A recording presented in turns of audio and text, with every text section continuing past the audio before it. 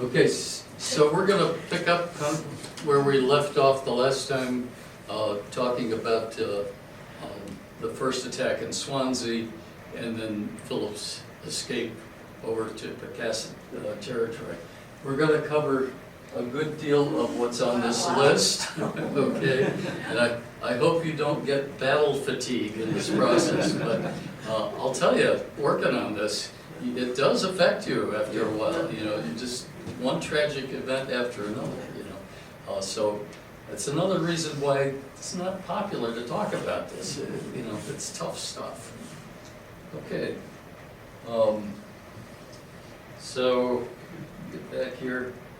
Philip escapes, and on June 30th, this is after the initial attack on June 21st.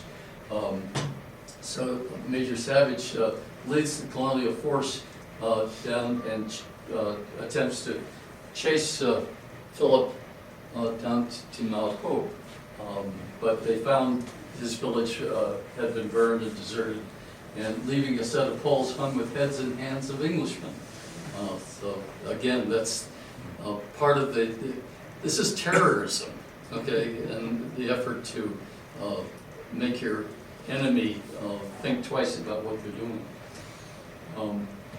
3 days before, native warriors attacked and burned the homes of John Tisdale, his brother-in-law, in Taunton.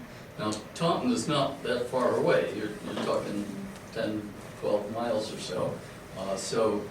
And Taunton had been started in 1639, so it was well settled at the time. And there was a lot of interaction and trade between Taunton residents and native people.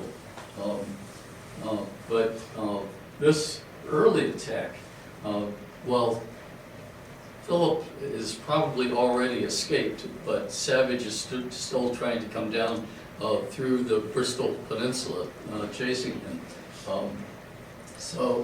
From a letter of John Freeman, he documented the incident and says, I judge there should be what Indians may be engaged in the quarrel for us, which must hunt them out for us, or else our English will be disheartened to travail about in the woods and get nothing but a clap, a bullet of out of every bush.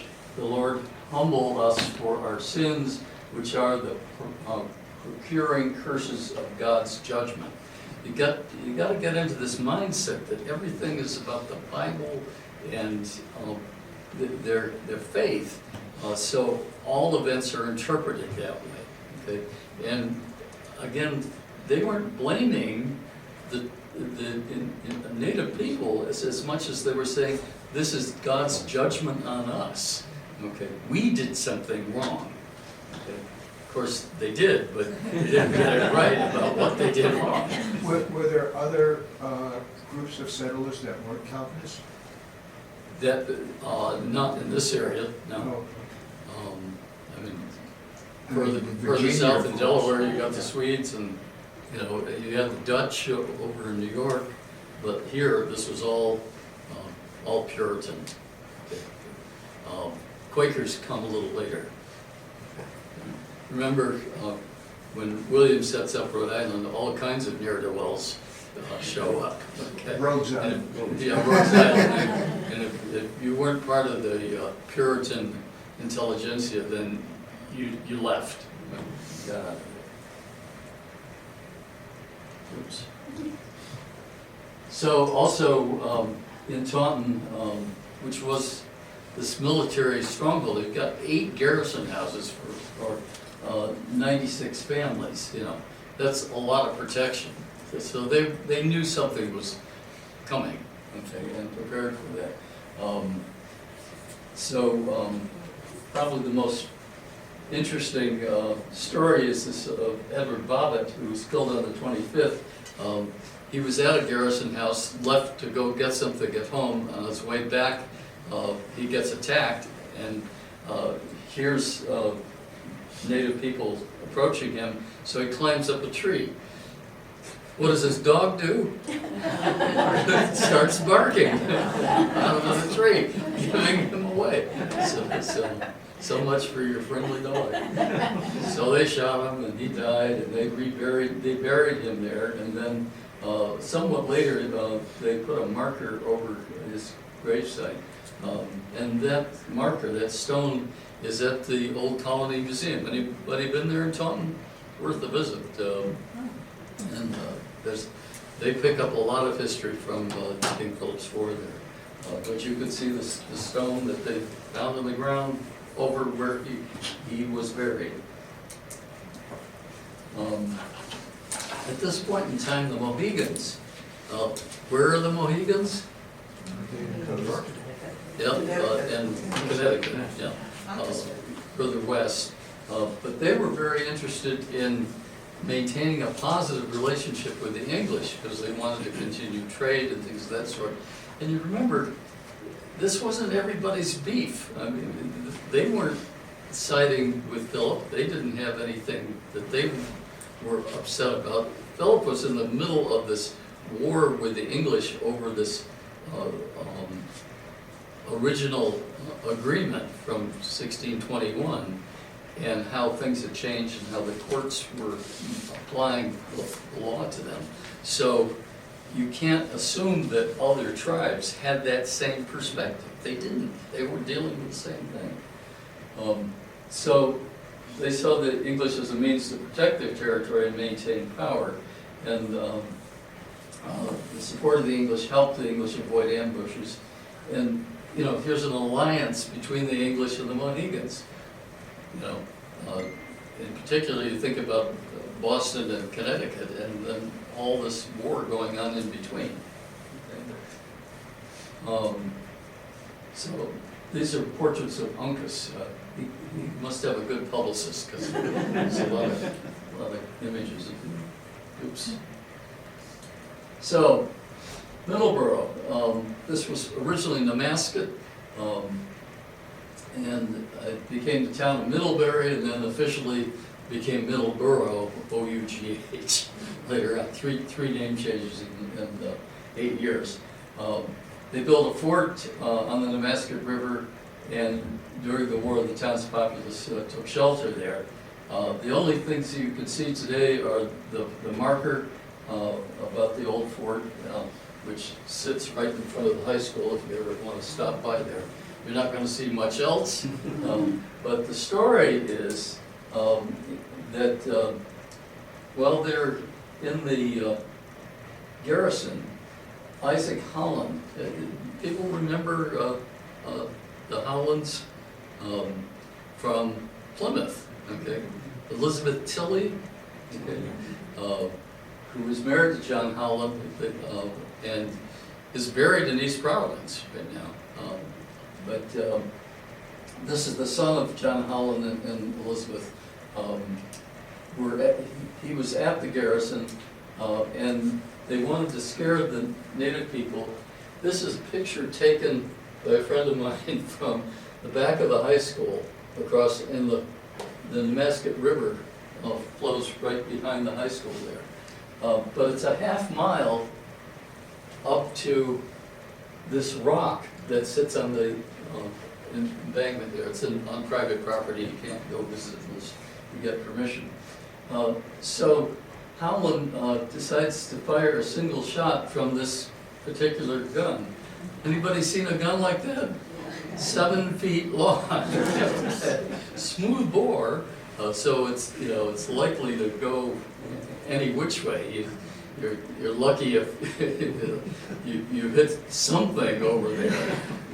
So he shoots his gun, and an Indian standing on the rock is killed half a mile away. No one can believe it. Well, it scared them, and they ran off. But you can still see that gun at the Old Colony Museum. Okay. There's also a legend that they carved a handprint into the rock where the Indians stood. Who knows? It's apocryphal stuff. So, Dartmouth. You all been to Dartmouth? Okay. Beautiful place. Close by to Mount Hope? Kind of, yeah.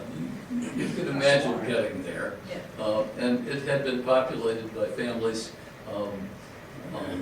since 1652, when it was sold by the Massasoit Mumsutta. That was a year before Soames purchase along Swansea was purchased in 1653.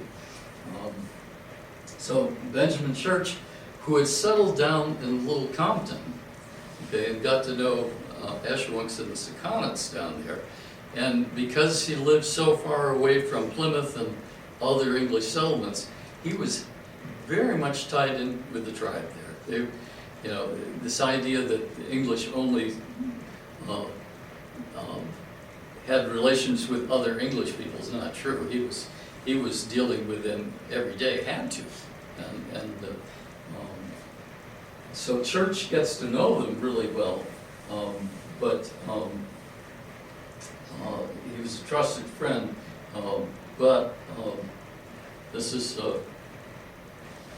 just north of him in Dartmouth is the Russell garrison, where the settlement of 37 houses were burned by Native people during the outbreak of the war. An interesting thing happened, though. Some of the Native people decided that they needed protection. I'm not sure why. So they plead to go to the garrison and are sheltered by the English for a period of time. It gives you some idea of this nuance of not, you know, it's not one side and the other. You know, you've got Native people who are probably not aligned with Philip, who were afraid that the English were going to kill them, even though they weren't on Philip's side. So they come to the garrison and say, "Can you take care of us?" And they did. They surrendered their weapons, and Russell, the owner of the garrison, offered them to go out on Little Island, which is just over, you can see it from this location. Later on they were taken to Plymouth, but then they were considered enemies and sold into servitude. So, you know, surrendering wasn't necessarily a good thing. The first battle, if you will, encounter between English military and Philip was back in Smithfield. Remember, he goes through Placasset, through the swamp, crosses the Taunton River, and works his way up. Now we're in northern Rhode Island, okay, at a place called Nipawshuk, in what today is Smithfield. And on August 1st, 75 volunteers from Rehoboth and Providence. Who's from Rehoboth here? Yeah, I don't know if they talk about this in Rehoboth, but along with 50 Mohegans, engaged in a battle with Philip and his followers. An hour later, henchmen, I love these names, arrived from Placasset and took command, and inexplicably decides not to pursue them. Okay, so here's Philip and his warriors getting away. The war could have ended right there, okay? But henchman makes a decision that allows them to leave. And then, having suffered heavy losses, Philip eludes pursuit and escapes with 40 men. And the rest is history in terms of the path that he follows all the way to New York. Wiedemo and Placasset's broke company with Philip. Remember, they were allied. He was Wiedemo was his sister-in-law, and she was in Placasset, where the Placasset swamp is. You know your geography on that. And she was in favor of the war, but the role she took on was taking care of the women and children who were at great risk, particularly of being captured and enslaved. Okay? So she manages to get them, I guess, in Mashoons across Narragansett Bay. I don't know how else she would have gotten them, because the Narragansetts were based in southern Rhode Island. I doubt that she would have tried to get them through Providence at that point, but we don't know for certain.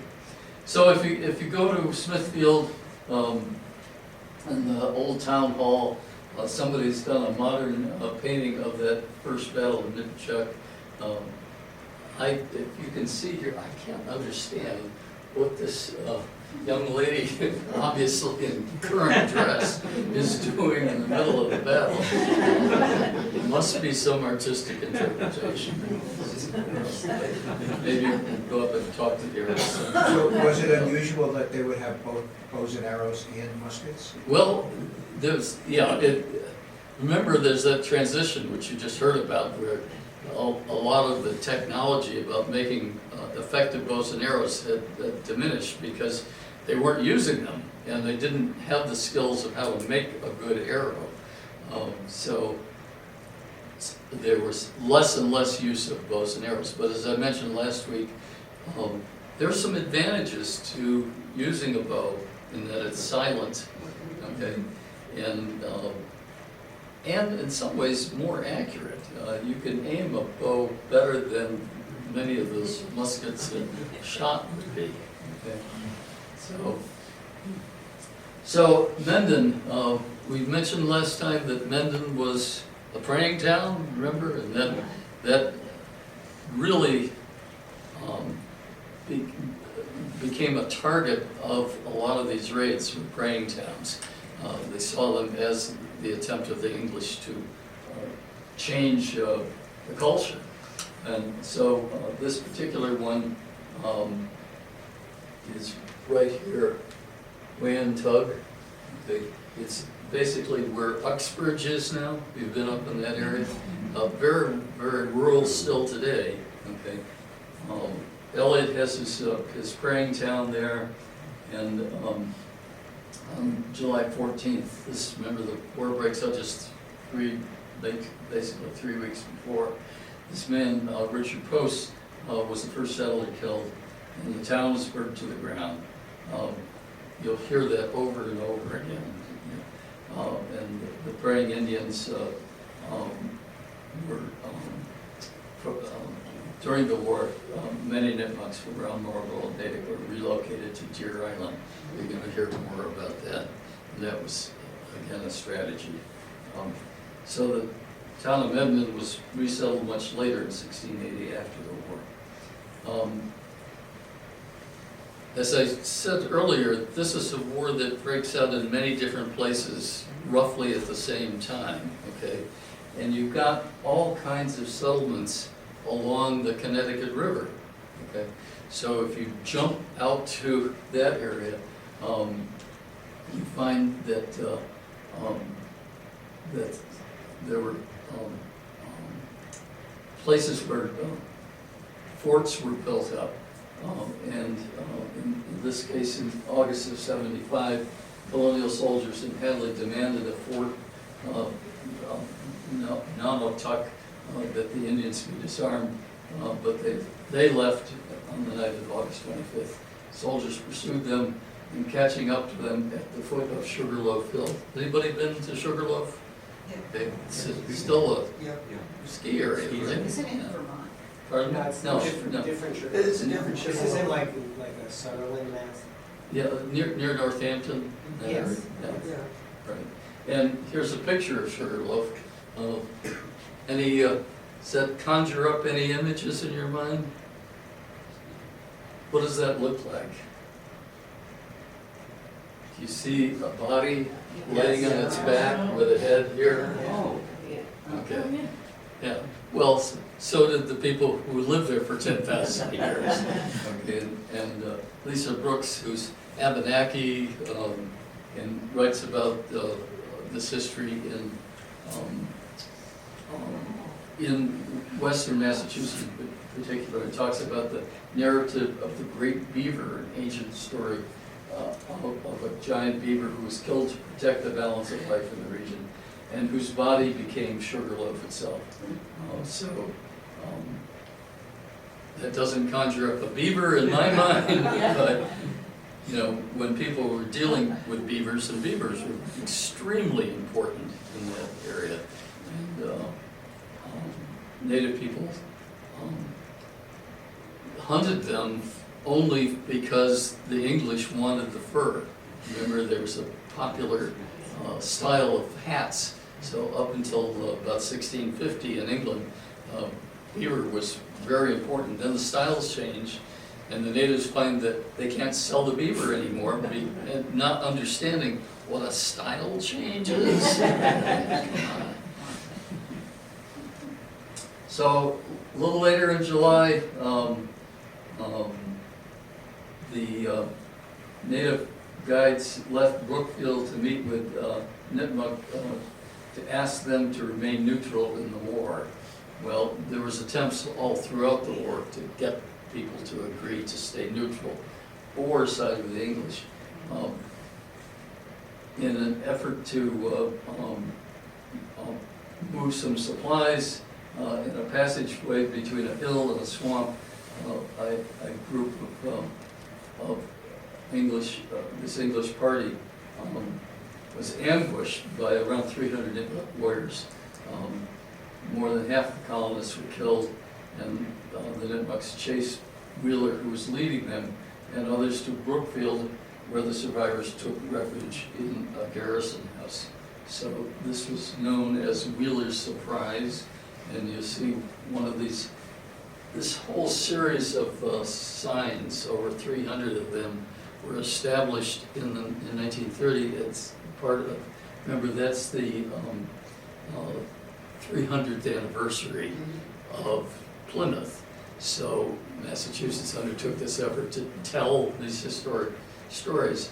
And the signs are still there, but in today's world, they're kind of cryptic, often sometimes inaccurate, and only tell you a piece of the story.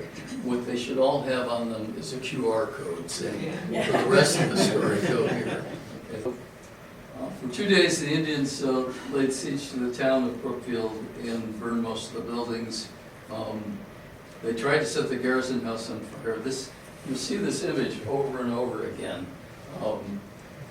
They loaded a carriage with straw, set it on fire, and used long poles to push it to the house, so poles long enough that the guns couldn't reach them. And it was a great idea until it started to rain. They were saved, but the town was vacated after that, and remained so except for frequent passage of troops to and from. So this was the case all over. You're getting these towns that have raids, people evacuate and don't return until after the war. So you have burned houses, but you also have empty houses. Not far from Sugarloaf is the Hopewell Swamp. Anybody ever been to Watley? I haven't. Yes. I'm sure. Yes. Yes? Yeah. It's in the No. middle of nowhere. Middle of nowhere, right? I figured just a few houses, right? And on August 25th, the Mass Bay troops under Captain Veers engaged the Norwottuck Indians, who had concealed themselves in the swamp and attacked the pursuing English. You know, here's a group, a tribal group that you don't hear mentioned any other place, you know.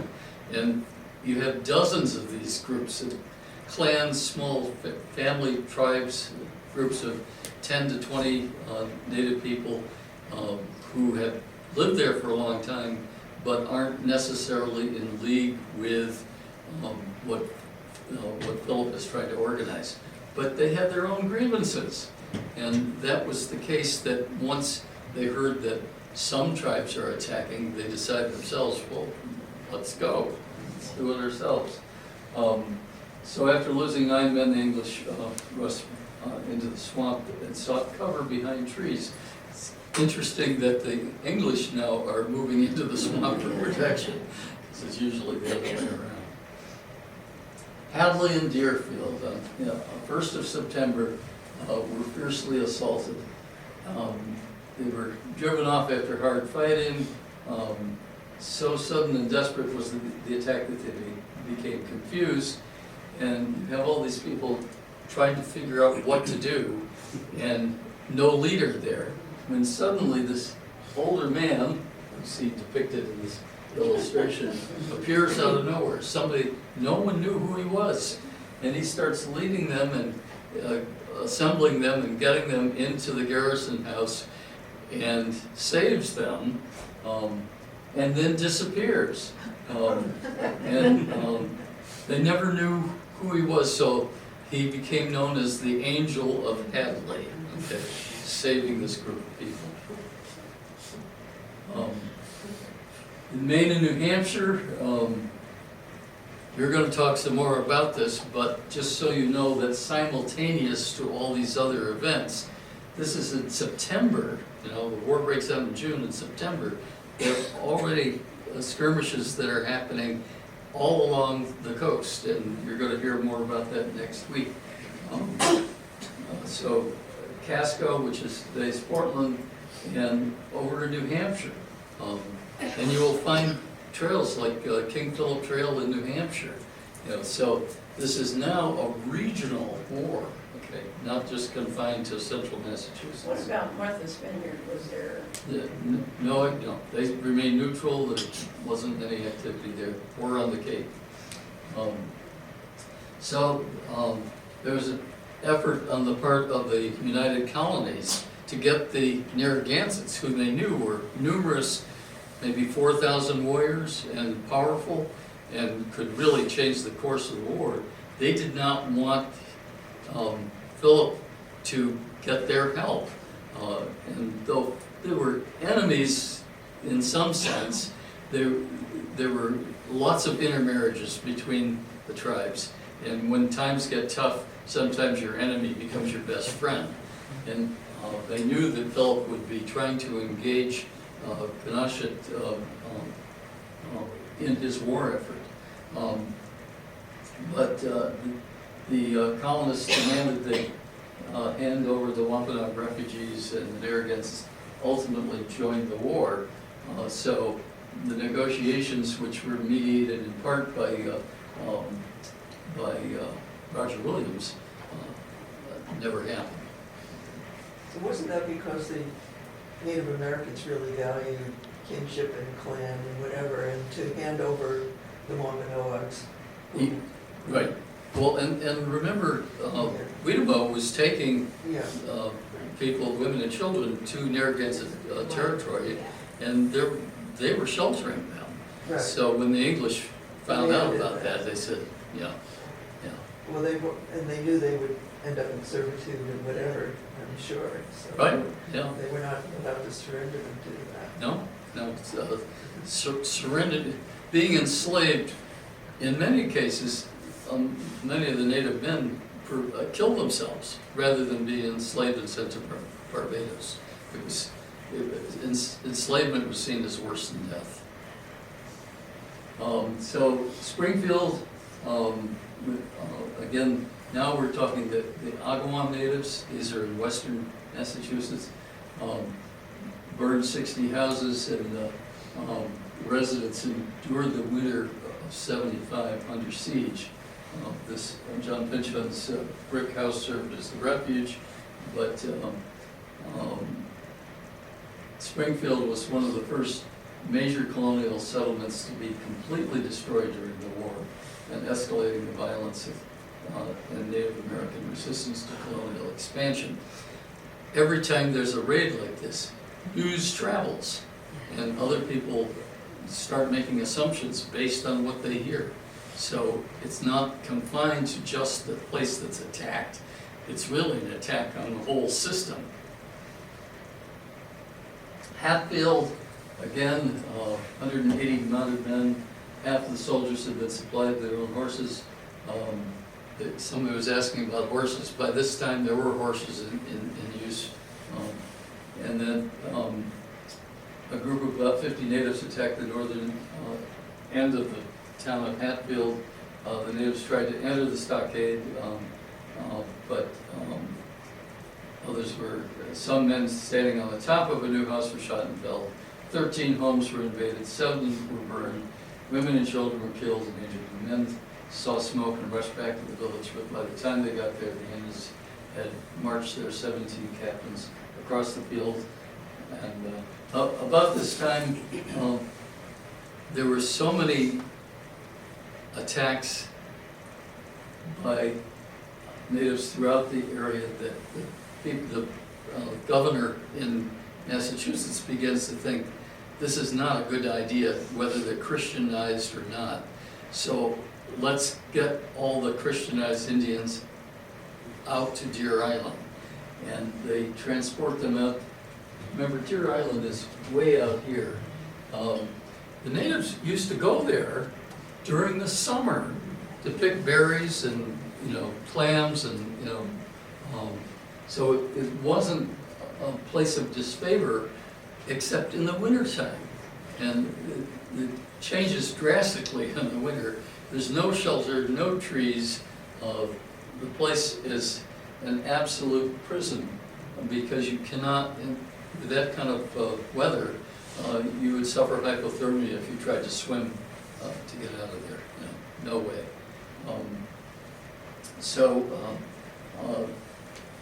Due to the lack of provisions, many of them died. About half of them that were sent there died. Some of them, though, turned around and signed up to fight with the English as a way to get off the island.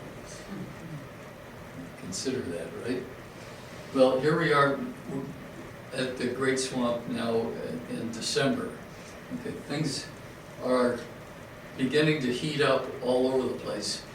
Boston is very much concerned about what's going on and decides that if the Narragansetts aren't going to play with them, that they better turn around and attack them.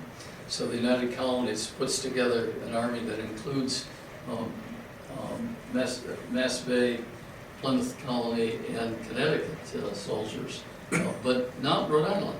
Okay. Roger tried to stay out of it. During that fall, the Narragansetts had built blockhouses along the perimeter of the wall and built a fortress. You can see a little bit of it here. This is a palisaded fortress. Okay, these are logs set up 10, 12 feet high all the way around. Huge entrance and about 400 people inside in wee-tubes, and only one entrance. So as a final measure, they felled trees outside the wall, and you see a tree leaning up against the wall just to make it more difficult to enter. And they thought they would be safe. Well, what was the problem in December, this particular December? The swamp froze. It was frozen. I've been there in December and you Yes. walk right across the swamp. Yes. And you get a good idea when you're there, this is a formidable place, right? And someplace, even on the ice, not easy to get anywhere. But the English discovered that they could walk on the ice and could get to this location. Someone, a native person, had tipped them off as to where it was. So they had first gathered all the troops at Smith's Castle, which is in Wickford. If you're ever down there, it's worth a visit. So it's about an 8 to 10 mile march down to this location. And they attack. Women and children and older men fled the burning village. Shrieks and cries of the women and children, the yelling of the warriors exhibited a most horrible and appalling scene. Survivors fell into the brutally cold winter night. Temperatures were dropping and the men were exhausted from lack of sleep. This is the English men were dropping, having marched all morning before for a 4-hour battle. And not till dusk did the depleted army start on a long march back to Smith's Castle, with nearly 24 wounded succumbing to the retreat. In fact, Benjamin Church was there, and he argued for, let's not go back now, let's stay here for a while and help people recover. So they come back. This is Smith's Castle today. You know, you think you'd see a stone castle. Well, no. It was, and that's a later building. The original Smith's Castle was burned, but it was a trading post that Roger Williams spent a lot of his time working there because it was good access to the Narragansetts for trade.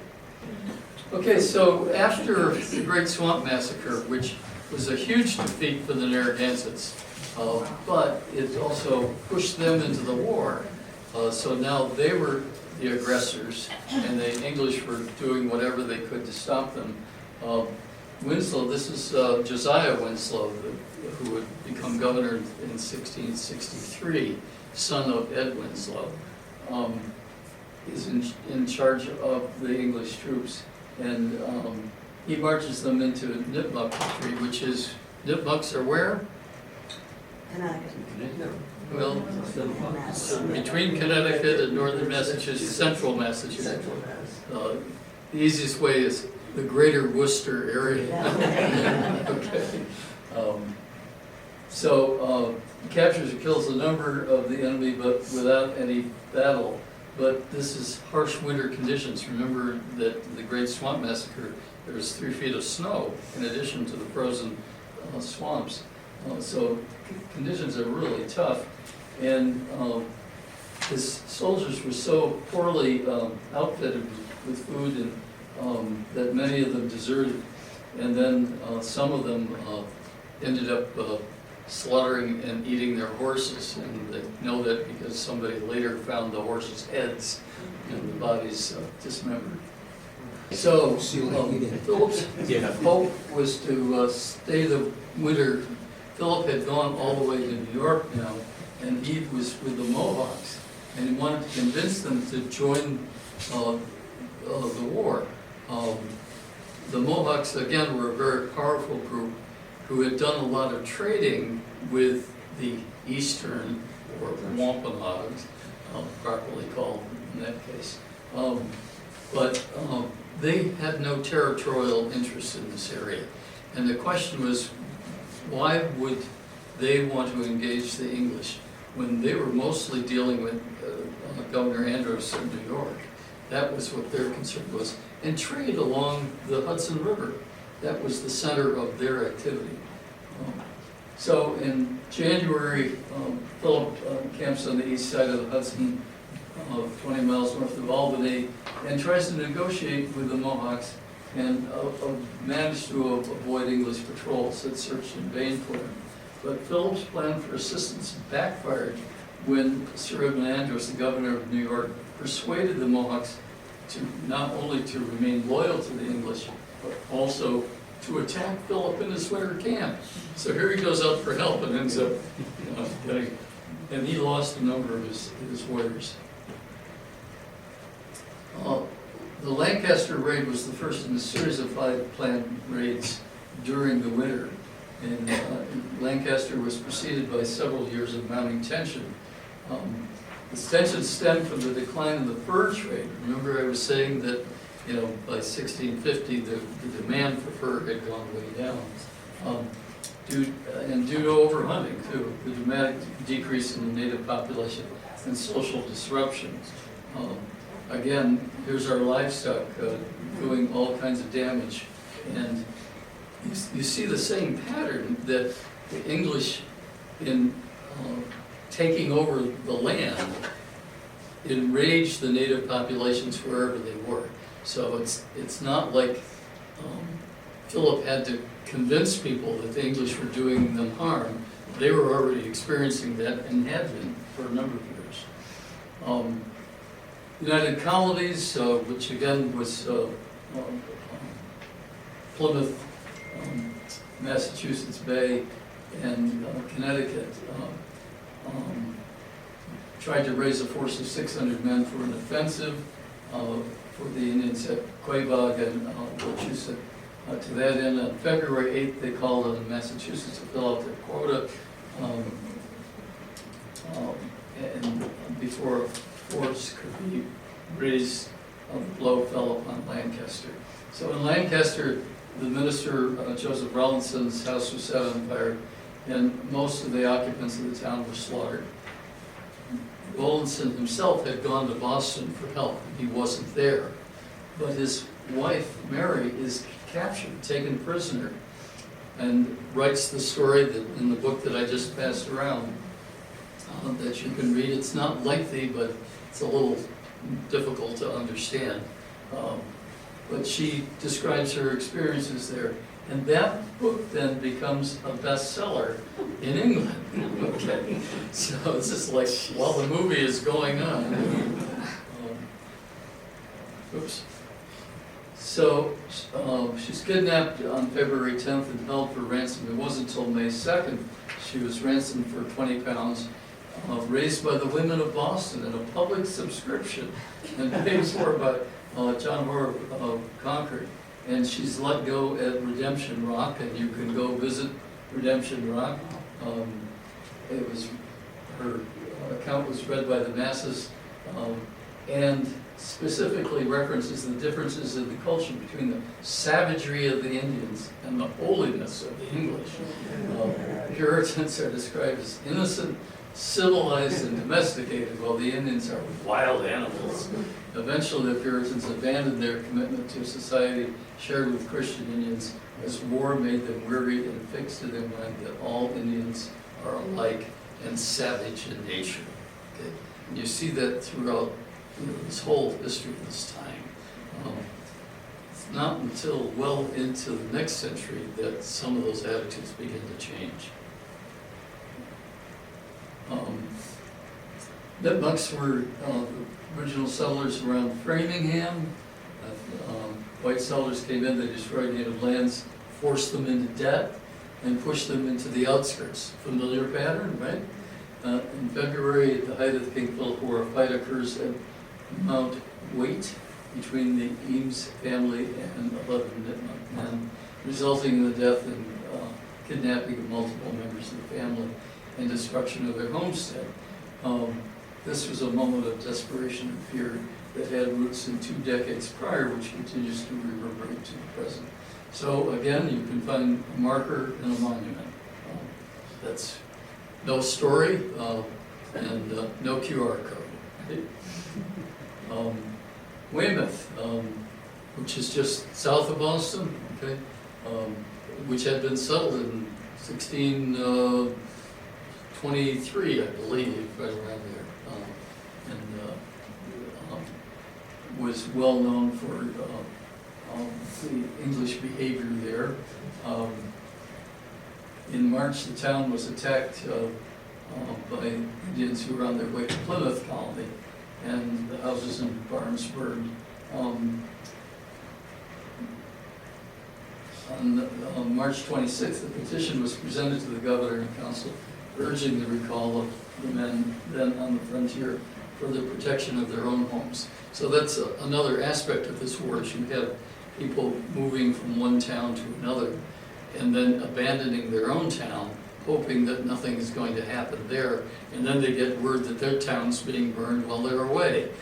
The Clark garrison was 3 miles southeast of Plymouth on the Eel River, which is still there today. You can find the Eel River near Plymouth.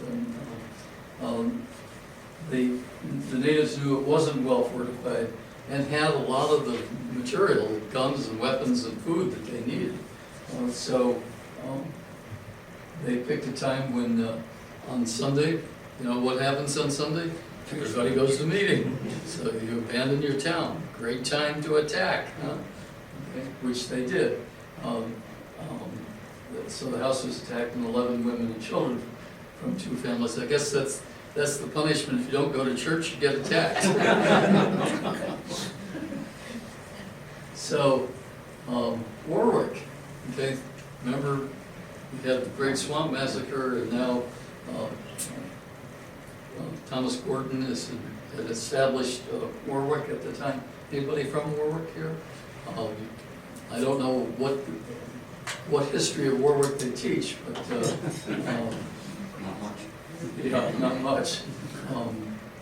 Settlers fled to the safety of Portsmouth after Warwick was attacked, and most of the houses were burned there, except for Thomas Green's stone castle, and that was not unusual. You do a garrison house out of stone, whereas other houses are out of wood.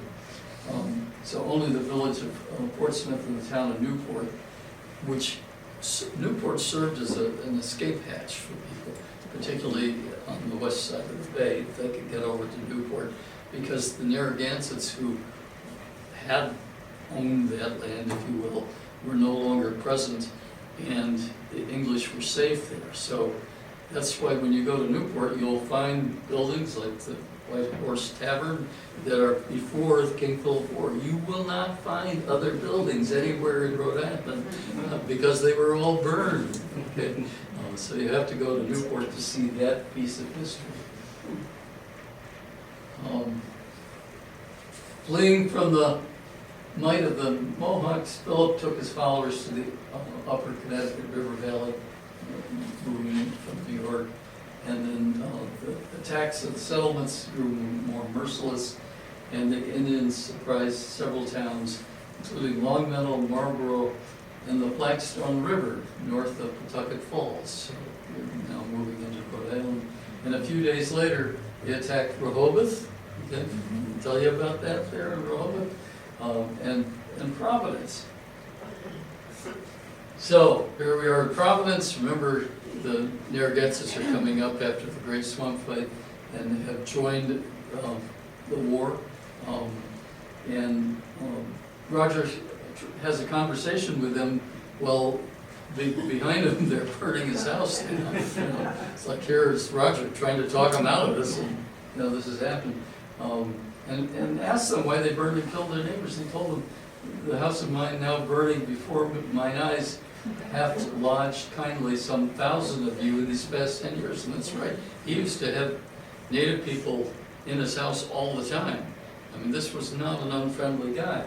I told them they forgot they were mankind and ran around the country like wolves, staring the innocent and peaceable. They confessed they were in a strange way. So Williams warned them that it was almost time to plant. Here it is in March, and the Indians said they didn't care about planting. They would take food from the English, and argued some more. And finally, Williams suggested that they intervene to make peace. The Native Americans said they would spend the next month burning Plymouth Colony, and then they would talk to him. But they never used Roger Williams' services as a peacemaker. And they did, however, tell him the safe way home. So Marlborough, okay, central Massachusetts, again, Nipmuc territory, one of 7 praying towns, okay? And on March 26th, everybody was at the meeting, and on seeing the natives approach, all fled to a garrison house. 16 houses, 13 barns were burned, many cattle killed, and hacked fruit trees. Okay, that's the only mention I've ever seen of that. Natives not liking the English fruit trees. What fruit trees did they bring? Apples, right? But natives always ate wild berries and things of that sort, but they didn't cultivate them, and that's the difference. You got farm animals who are cultivated. You pen them in and feed them. You raise fruit trees, peaches, apples, what have you, and that whole idea of not getting your food from the land as opposed to what you produce. So most left to join their relatives on the coast. That's way over on the Atlantic coast. And they found Indians encamped in the north part of Marlborough, where the natives had gone into a deep slumber from the effects of the food and drink they had taken from their homes. You could just see this. And after choosing their positions, the English fired down the camp and killed over 100. Okay, the rest fled back to Massachusetts. So, these are the kind of numbers. The worst battle for the English was the Battle of Bloody Brook. It was 70 men were killed. Here's 100 natives killed. And that's why you get this ratio of about 4 to 1 in terms of 4 natives killed versus English. Fiercest fight, this is just north of Pawtucket. Fiercest men has left Plymouth in pursuit of the Narragansetts, got to the Rehoboth settlement. This was considered Rehoboth and was kind of part of the Attleboro Corps and that area up there. So they they received word that a party of the enemy lay near Study Hill, Blackstone's house, which had been burned just before the war, so it's kind of interesting that they were thinking about that. It was burned after though. He died and then. He had died and then it burned? Right. Okay, yeah, he wasn't alive during the war. Correct, right. And on reaching a ravine near the Attleboro Gore and the Blackstone River, he and his company were ambushed by about 500 to 700 Narragansett Indians. Okay. Excuse me. At the end of the war. But the battle was not at Study Hill, it was further south. Further south. Because they have pamphlet on that one from. There you go. Yeah. You can read all the details about that. It's well documented. Yes. Probably the one artifact left after the war is this monument to 9 men who had escaped that battle and were tortured and killed and buried essentially in where the Cumberland Monastery is. You can go there and visit it. Okay, have you been there? Okay. That's a picture of me at the monument there. Because of the gruesome nature of the torture, the site became known locally as 9 Man's Misery. Okay. But the native way was to torture some of your enemies, and that was what they would do for eons. So that wasn't a new practice during the war. The English, from all the accounts I've read, it wasn't their practice to do torture. They would kill people, hang them, shoot them, what have you, but not torture them per se. That didn't set well with the English. In April now, hostile forces came from the west to the all recently destroyed town of Marlborough, 500 Poconoke and Narragansett warriors. Now, you're looking at the spring and you're seeing large numbers of native people making these attacks now. And you're thinking, this is not going well, okay? The hostile Native Americans destroyed almost everything in the town of Sudbury. And as you see here, underneath the picture, it says a decisive Native American victory. So the English are losing badly despite the Great Swamp Massacre. Native forces infiltrated, burning houses. Desperate companies of English marched to the town's defense. And flushed with victory from this fight, the Native forces crossed the river and set about pillaging the central settlement of Sudbury. Early the next day, the English soldiers, together with a group of praying Indians, set out to the battlefield to bury the dead. So, according to Increase Mather, who was Increase? He was a Puritan minister who preached a lot, and his sermons were printed and sent out, so he had a huge influence over the people there at the time. But just to get a sense of how he's thinking about the war while it's going on, 5 or 6 of the English alive, took 5 or 6 of the English alive and stripped them naked, caused them to run the gauntlet, whipping them after cruel and bloody manner, and then threw hot ashes upon them, cut the flesh of their legs, and put fire in their wounds, delighting to see the miserable torments of wretched creatures. So this is part of the effort to convince the English that they were right and that these were cruel, savage people who had no business launching this war. The English were always right, right? Where does cotton fit in? Cotton. This is sun. Sun. So the next battle, things began to turn, and this is up at Turner's Falls. Anybody been up there? It's worth a visit. It's a nice area there, but unfortunately, I tried to get a picture of the dam. You can't. It's covered with a bridge now, so you can't really see the location where this took place. But that's a picture taken before the bridge was put up. Native people would gather there every year, so this was nothing new.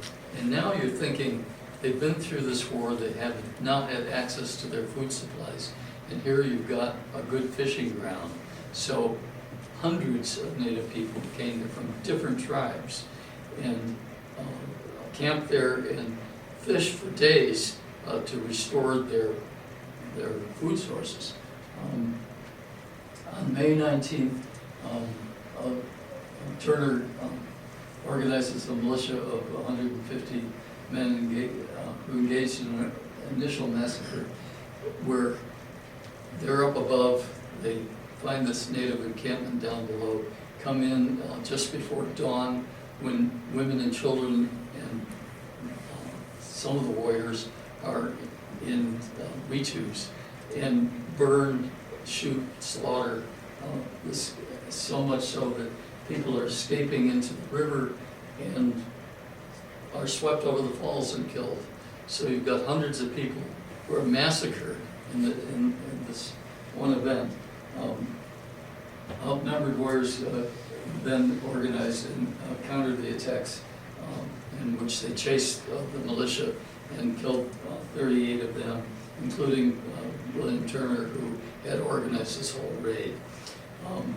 You can read more about this Battle of Turner's Falls. Just Google Battle of Turner's Falls.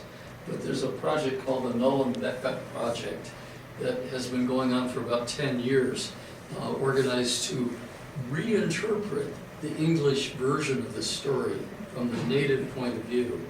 And it's taken a long time, but the tribal people are getting more comfortable with the idea of their telling their story. So this is an important turning point, and one of the few instances that I've been able to find where Native people have been willing to talk about the war from their point of view today. August, Nipmuc from Nashua organized a second attack. Remember, Lancaster had been raided once, 7 died, and another raid took place in February. The original attack was August of '75, and then this attack, second attack was on February 10th. Native forces numbered about 400. After they reached the town, they burned the entry bridge, preventing access by outside English reinforcements. So once in town, they used torches to light houses on fire. You have to imagine, every single one of these houses was just waiting to be burned, in that sense. Not difficult to do. And other than gathering in a stone garrison house, you really had no protection from that. There's a monument in Lancaster to the field where the garrison house. And that was Joseph Rawlinson's garrison house, remember? And it's his wife's story of capture.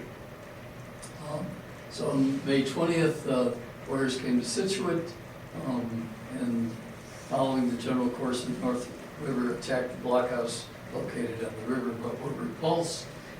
Marching on, they reached the garrison at Charles Stockbridge, where a large force of townsmen were assembled. And the inclement weather, rough roads deep with mud, and considerable sickness, combined with a hope that peace might result from negotiations. And there were descriptions of how the natives took reasonable care of women and children. They weren't attacked. There's absolutely no description of any rape occurring. Okay, being in prison is not a good thing, but they could have done a lot more damage than they did. Whereas the English were a little less kind. So the end is nearing. Around southern New England, small expeditions of soldiers were rounding up Indians and selling them off into slavery for profit.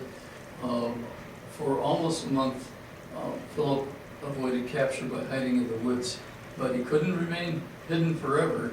And on July 20th, Church led an expedition and attacked Phillips Camp near Bridgewater, which we just described. And more than 170 natives were captured or killed. But Philip escaped into the forest. Philip is heard to say, my heart breaks, now I am ready to die. Wiedemo, remember her from Pecassid? Now,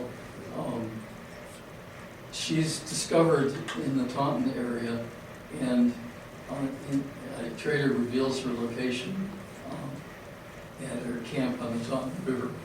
She escapes down the river by raft, but her raft collapses, and she's drowned at the age of 44. Probably where the Brayton Point power plant is, that area there. So she probably entered the river upstream and came down with the tide and ended up drowning, and her body was washed up. So when the English found her, she was beheaded, of course, and her head was displayed on a pole in Taunton, standard practice. But when the native peoples got sight of her, they went into a frenzy of grief and proof of the love that she inspired in her people. So, though we have Wiedemo Woods today, we don't have much in the way of a description of who she was. And there are streets named after her, but again, no story attached. And so we have all this lost history in a way. Throughout the spring of '76, the tide begins to turn for the English. Okay, and what's happening is that people have run through their food supplies, and so now they're starving. And when you're starving, your resistance is down for infectious diseases, so people are dying not just of being shot, but dying of disease. I think they're also running out of ammunition as well. That's because right. they had no way to They replenish it. couldn't make their own pellets and lead balls, and they had no access to gunpowder.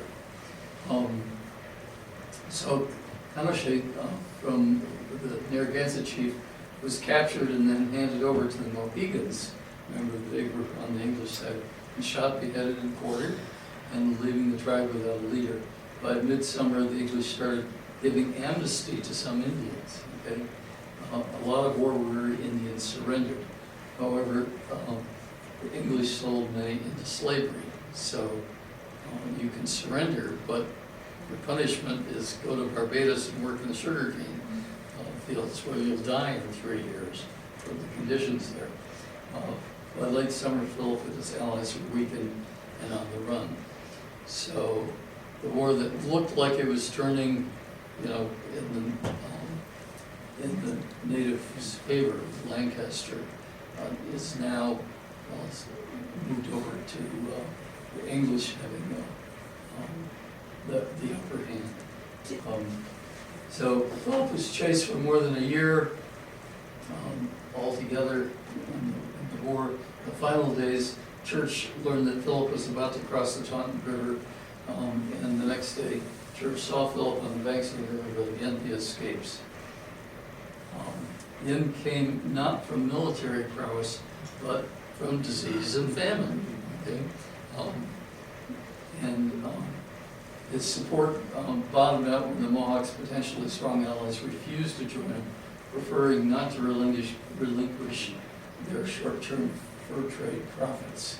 So other tribes soon surrendered and moved westward, and by the summer of '76, Philip's staunchest supporters saw his case was hopeless. So they are losing faith in this. Realizing he's losing the war, Philip returns to Malco. Okay, I mean this is stuff that movies and great novels are made from. Here he comes back after this year of war and all that's happened, and decides to return to his home, where, as the prediction goes, that he was not going to be killed by an Englishman. He's, in fact, the Englishman's gun misfires, and Alderman whose brother had been killed by Philip. So this is a revenge killing for Alderman to kill Philip. He shoots twice through the heart, and Philip dies. And if you go to Mount Hope, you can go to the marker there where this occurred. The tribe, the Pokanoket tribe, goes there every August 12th at dawn and has a day of service of remembrance there. You know, this is like losing your great president. You know. It's not until the Treaty of Casco, which you're going to learn about next week, that the rest of the war that was going on north of this area ends. At Anawan Rock, Church discovers Anawan, and Boyer leads him to his camp. Again, at a swamp, that's where they're hiding out. This time it's in the summer, there's no ice, so they were somewhat protected. And if you go to Anawan Rock, you can see the swamp, it's just down below there. So here in Anawan Rock, Church and Anawan stay up all night sharing war stories. And Anawan gives him the wampum belt. It's about 10 or 12 feet long. And Church sends it to Boston, and eventually it goes to England to the king and never makes it. No one finds it, and they're still looking for it. But you get some idea of these two older gentlemen, you know, who were engaged in battle, sharing their stories. Church was promised that Anawan wouldn't be killed, but of course, a couple of weeks later, they shot him. So the war continues in Maine, and that's where we'll pick up the next time. Okay? Great.